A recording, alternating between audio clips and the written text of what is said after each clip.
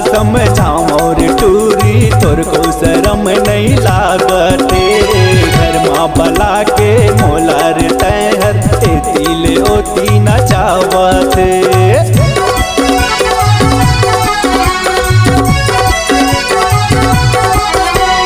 कैसे तोला समझाओ रे टूरी तोर को शरम नहीं लागते। घर माँ बला के मोलार तैहर एतिले ओती न चावते। जवन देना टूरी मोला हो गए है बेरा, जवन देना टूरी मोला हो गए है बेरा।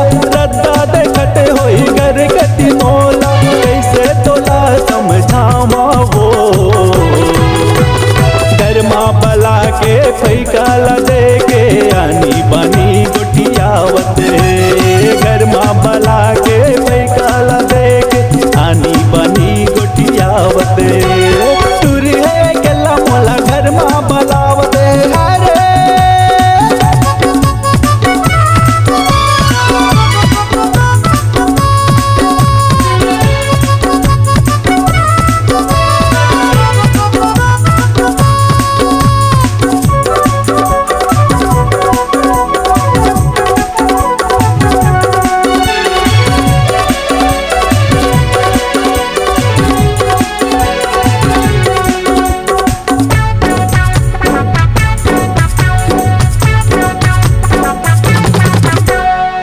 अरे बसमुड़ी मोर नाम है संजय कैसे कसोला रे लागते।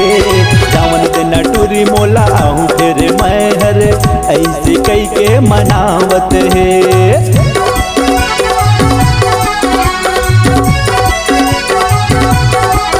हाँ गाँव है बसमुड़ी मोर नाम है संजय कैसे कसोला रे लागते। जावन देना टूरी मोला आहूँ फिर मैं हर ऐसे कई के मनावत। अब तो होई टूरी तोर दाई ददामन,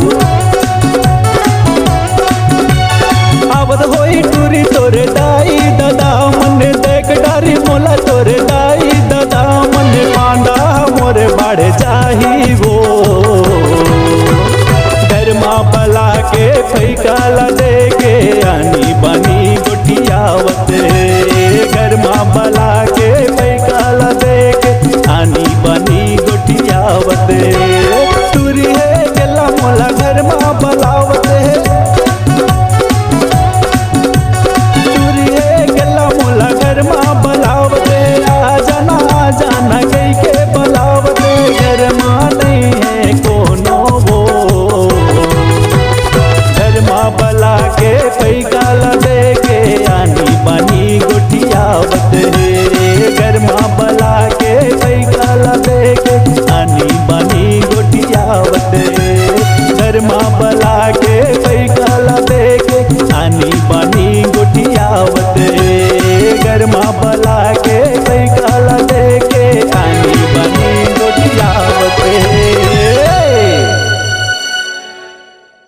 अगर आप अपनी आवाज को एक नया आयाम देना चाहते हैं तो चले आइए मल्टी ट्रैक डिजिटल रिकॉर्डिंग के लिए संपर्क करें HK म्यूजिक कंपनी, कोटा डबरी, चांपा, छत्तीसगढ़।